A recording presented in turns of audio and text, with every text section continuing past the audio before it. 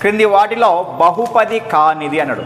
బహుపది కానిది అని చెప్పని ఈ విధంగా ఇచ్చాడు. మరి యాక్చువల్గా బహుపది అంటే అర్థం ఏమనకంటే ఒక బీజీయ సమాసంలో ఎక్స్ యొక్క ఘాతాంకం ఏ విధంగా ఉండాలంటే నెగిటివ్ కారాదనమాట. ఎప్పుడు ఉండాలి, ఏ విధంగా ఉండాలంటే పాజిటివ్ మాత్రమే ఉండాలంటే ధనపూర్ణ సంఖ్య అని చెప్పని ఉండాలన్నమాట. ధనపూర్ణ సంఖ్య అని చెప్పని ఉండాలి. మరి అక్కడ అబ్జర్వ్ చేస్తే ఇది పాజిటివే ఉంది, ఇక్కడ పాజిటివ్ ఉంది, ఇది ఒక బహుపది అవుతుంది. నెక్స్ట్ ఇది పాజిటివే, ఇది కూడా పాజిటివ్ కాబట్టి ఇది బహుపదే.